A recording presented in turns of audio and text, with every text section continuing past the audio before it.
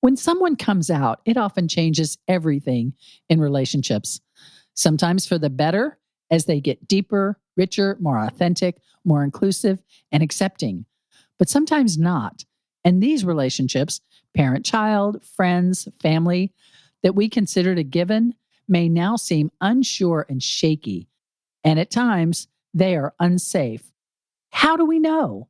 How can we tell if a relationship is safe? Would it be okay if I were to tell you that I am afraid someday? So I call you up and you call me down. Would it be okay? Well, hello and welcome to the FreedHearts podcast. We're so glad you're here. Thanks for joining us. My name is Robert Cottrell, and I'm here with Susan Cottrell. all the time, every week. It's just us. Yep. And you out there listening.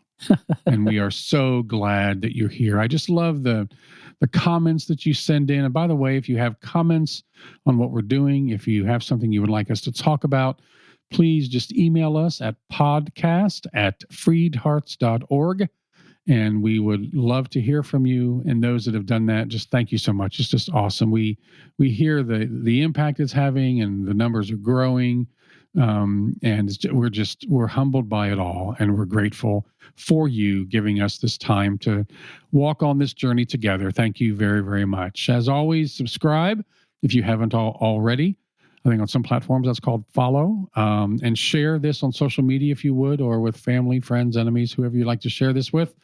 And you can do that again you can share the freedhearts.org site in general. You could share the Buzzsprout site, which gives them, that's our general, podcast site, or from whatever platform you're on, be it Google or Spotify or iHeart or Apple. You could share the entire podcast or a particular episode, and we really appreciate that. And again, if you could support us, please do. We don't have any ads on this podcast, and we do all that we do as a nonprofit 501c3 organization, and that is almost exclusively from individual kind donors just like you.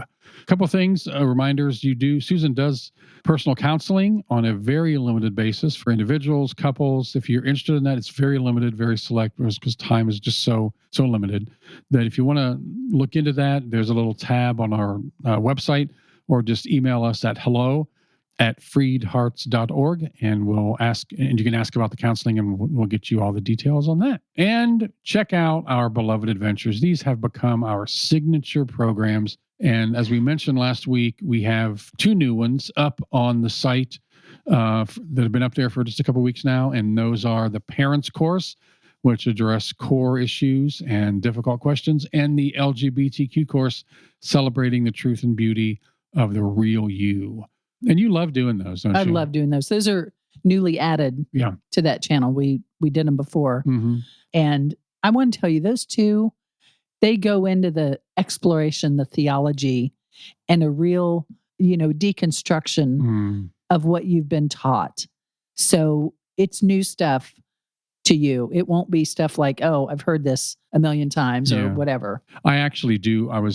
Once we put up a new course, I'll go through it myself just to make sure it all works well and is functioning like we hope it functions. And I was in listening to both the parents and the LGBTQ course. I'm like, wow, this is good stuff. This is you're pretty good. This is some deep stuff. So please do take a look at those. Actually, it's as with all of our Beloved Adventures, it's on a pick what you pay basis. And if the lowest price is still too high for you, reach out to us. We'll find a way to get you the course for free. And honestly, if you can pay more than the highest price, please do. It helps make all this other stuff we do possible. So please check that out. All of that is on the Beloved Adventures tab or the resources tab of freedhearts.org. And speaking of our Beloved Adventure course, today's episode comes from the course that we call A 21-Day Journey Beyond Dysfunction. And this particular topic about how can we tell if a relationship is safe is so important, so powerful, that we wanted to share it with you. And when someone comes out, it often changes everything in relationships. Sometimes for the better, things get deeper and richer and more authentic, more inclusive and accepting. And honestly, it will if you stay on the journey there. But sometimes not, and often not. But these are relationships, be they parent-child, friends, family, that we kind of took as a given. Well, it's a parent-child. This is my family. This is my friend. It's given. You'll always be that. Whatever we took as a given. But now, because somebody came out to live their true, authentic lives, it seems unsure and it seems shaky. And to be honest, at times it can be very, very unsafe. But how do we know? How can we tell if a relationship is safe? And we wanted to talk about that with you today. And often we think a relationship, or we hope it's safe because it's been safe in our experience so far. And it should be safe. It's our, blood relative that we are growing up with, et cetera. So sometimes we don't listen to our inner voice about if it really is safe or not. So that's what we want to kind of deconstruct a little bit today. And sometimes it's been safe because it's conditionally safe. It's safe as long as... You've met the condition so far. It's safe as long as I follow mom and dad's teaching, or it's safe as long as I don't ask the wrong question in church, or is it safe as long as my child is not gay? Right. But yes, that's right. So right. It's not really safe sometimes. It's just... You just didn't know where the boundary was. Yeah. Of the safety. There's a nice little phrase, a verse, about people who are faithful in little will be faithful in much. And people who are unfaithful in little will be unfaithful in much, which of course means if they're not trustworthy with a little bit, they're not trustworthy with a lot. And I think of the pedophile that was in our neighborhood growing up, and all of us kids knew he was a pedophile. I don't know which kids were involved, but I knew he was a pedophile. And I mentioned this to the woman my dad married after mother died. I don't consider her my stepmother. And you know what she said? She said, "Oh, he doesn't have designs on you." Oh, man. Oh, my gosh. First of all, fork off, to quote The Good Place. Second, how do you know? Third, you just diminished me and my concerns and my reality. You didn't really even hear me. And in that moment, I knew I would never tell her or anyone about my brother molesting me. Mm. Why would I? Why would I reach out when I hand her the smaller thing and she responds so badly, dangerously? Why would I give her the bigger thing? I'm so sorry about that. That was really tough. Thank you. Yeah. Have you ever been there? Has anybody listening been there? Wanting to share your heart and being slammed? And if someone can't hear you tell them that their worldview, their theology or belief system is crushing people, is crushing you, how will they hear the finer nuanced points? If they don't hear the main thing, how will they hear the nuance? So I just say all this to give you permission not to share your beloved heart with those who have not earned the right to hear it. Sometimes we think, well, I'll give them this big thing and then they'll hear it. Then they'll get it. But it is not true. And it gets so bad sometimes that you can tell someone, a statistic, and that 25% of all LGBTQ kids become homeless the very day they come out to Christian parents. They're kicked out of the house. And we've had this happen numerous times. Well, there are other issues contributing to that. Well, that has nothing to do with the morality. They just blow right over that. Yeah. Because if they take it in, they have to open their box, change their worldview, and they're not going to. But they just don't trust that they're going to hear the big thing because they're not. And if my dad's wife could not hear my concerns about the neighborhood pedophile that were valid, as it turns out, then why would she hear me about my brother? That was just I wasn't putting that out there. And how somebody responds to the first, they'll respond to the second, and that response was in her, not in the content of what I was sharing. And you know this intuitively. If your person in your life responds badly, that response is in them because somebody else could have responded a different way, right? So that response is in them. It doesn't have to do with how terrible the thing is that you're saying. Right. Or how valid the thing is. Or how valid it is. Right. I have a friend whose mother is really toxic. And every time my friend talks to her, she leaves feeling terrible. The life is just sucked out of her. And I said, why do you keep listening to her? She said, well, I want to be open to constructive criticism. Oh, man. I said, is it constructive? She said, no. And constructive means you could construct something from it, build something up. something life-giving, but this was death dealing. That's really interesting that the word construct means to build up. In deconstructing faith, we are tearing things down that have failed to build you up. And you're not obligated, by the way, you're not obligated to share your story, to bare your soul, to quote, be honest with someone who is unsafe. You're not. Hear me there. It's like the person in the Geico ad. Hear me. You deserve to save. Or the Geico, or the Gecko, sorry. Hear me here. You don't have to share your story. Sorry, that took something really important and made it really goofy. No, you didn't. If a murderer had chased you and you're now hiding, and he said, "Hey, tell me where you are," you wouldn't say, "Oh, I'm over here." You're not. I'm obligated to tell you. Yeah, you're not obligated to tell him that. And you're also not obligated to share your precious heart. Your heart is good and it's precious, and you don't have to share your precious heart and your tender interior with someone who is not safe for it. Yes. If the last time you invited someone into your heart, they came in, they sprawled out on the couch, they threw your stuff around, your books on the coffee table, they threw them around, they wrecked your kitchen, all of that, you would not invite them back easily. And you don't have to. I want to stop here for a minute and talk about how, it could be easy to become jaded in this and go, well, screw it then. I'm just going to not tell anybody anything about anything and be afraid. And we don't want you to be afraid. We want you to be smart in this. Not even smart. Empowered. Yes, empowered is a much better word than that. And it's, again, if you have given someone a little, like you did with the woman who married your dad, if they're not safe with the little things, they're not going to be safe with the big things. That doesn't mean that everybody is that way. And if they're safe with a little thing, then that's more evidence that they're safe with the big things. And again, you can trust your heart. Your spirit will prompt you with some peace and joy. Yeah, go ahead. We got you. The angels are here. We got you. Or nope, no, don't. Hang on now. You better just wait a minute on that. So I just wanted to add that in there. Yeah, and remember that people will reveal who they are pretty quickly. Believe them. And I love how Oprah said this from Maya Angelou, saying, believe someone when they reveal who they are the first time. Don't make them repeatedly show you that they're dangerous. Believe them. Yeah. And you said, but don't cut off telling people anything. Don't do that. And I thought again of that interior of the heart where you've got this nicely decorated studio apartment in your heart and somebody wrecked it.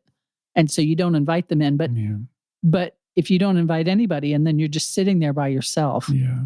And so you want to invite people in who have earned the right, who have shown themselves to be trustworthy. That's good. Because you don't want to not share that space. That's a beautiful, valuable space, but you choose who comes in and who doesn't. Yeah, when you build that kind of community, it's beautiful because it's authentic and it's safe. Yeah. And it's real and it's loving. And even the worst news or the most difficult thing, it's okay because the people around you have proven themselves to be safe, and it's community. That's the beauty of true, authentic community. Yeah. Just another way to look at this is I think about when I was in the midst of raising my kids, our kids here. Sorry. Thanks for including me. I get in my own, the hero of my own story here. You are the hero of my story. When I was raising our kids. When we were raising, no, when I was, okay, yeah. Go ahead.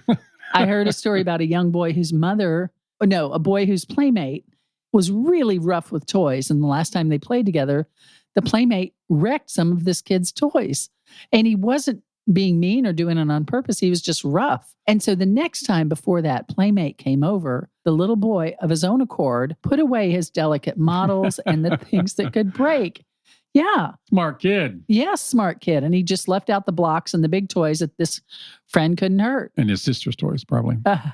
Just kidding. And that's a great, very resilient trait to do. Mm-hmm. They can still play, but he doesn't risk his valued items. Mm-hmm. And the best thing a parent can do in that situation is to say, that was good thinking. Mm-hmm.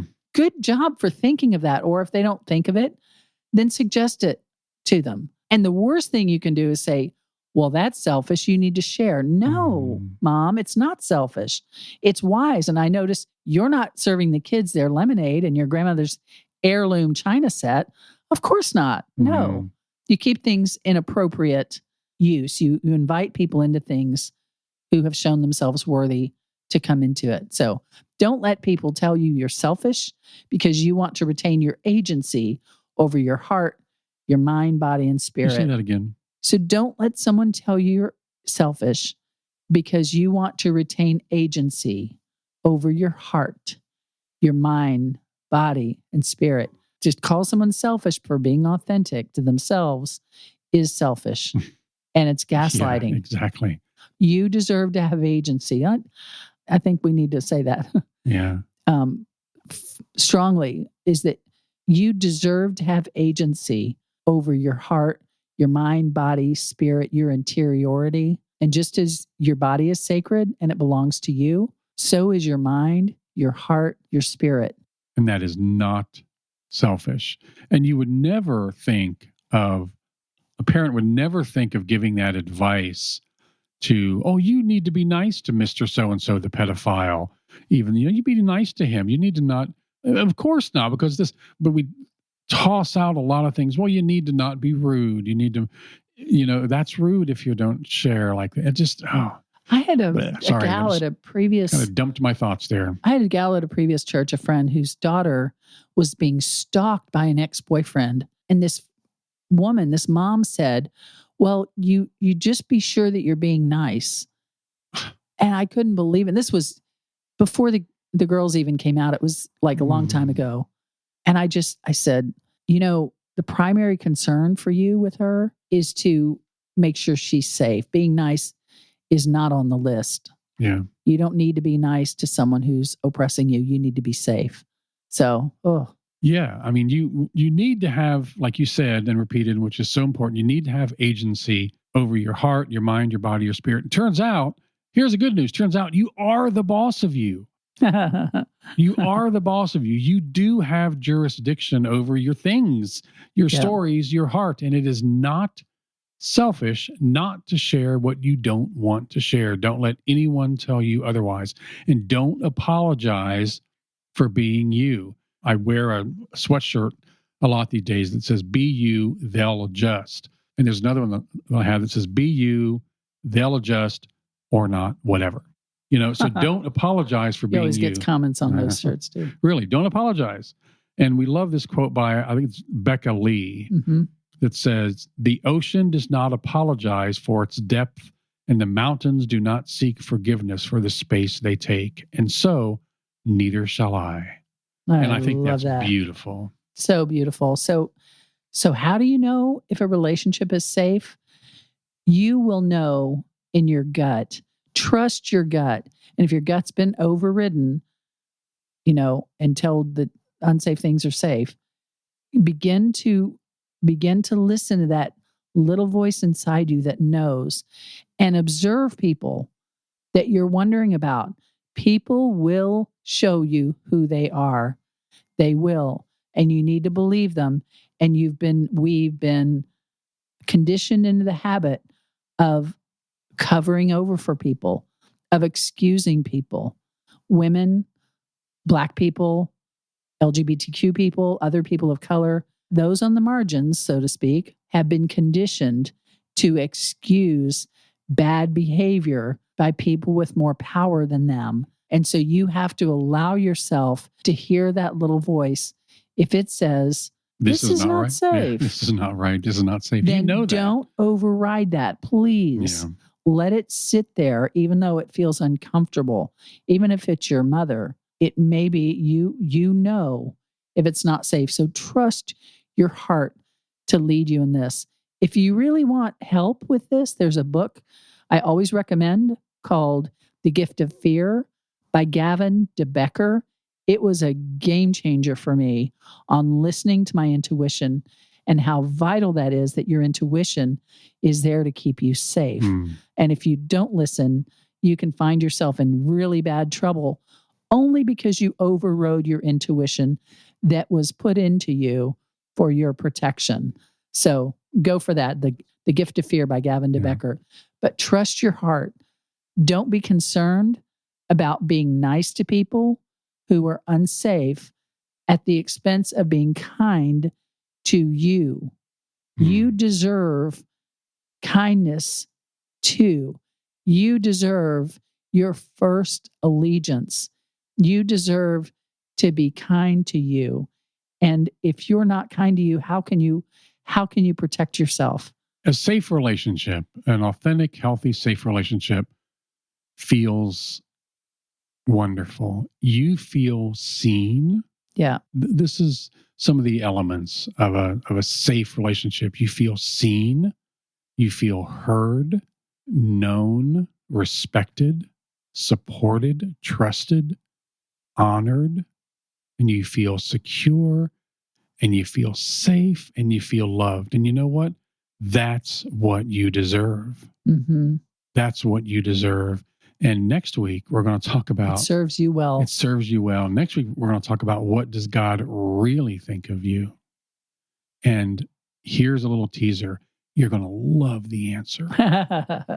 You are beloved. That's right. We'll see you next week. We love you. Bye. Would it be okay if I were to tell you that I am afraid someday? So I call you up and you call me down. Would it be okay? You've been listening to the FreedHearts podcast. We have extensive resources and vibrant community for you at www.freedhearts.org. Just come say hello. And if you have questions or issues or comments about the podcast, things you'd like us to talk about, reach out to us at podcast@freedhearts.org. The music is provided by Hannah Cottrell, our daughter, the Grammy-nominated Saint Sinner, and you can find out more about her at heysaintsinner.com. Please share this, subscribe, and follow on your favorite platform, and thanks for listening.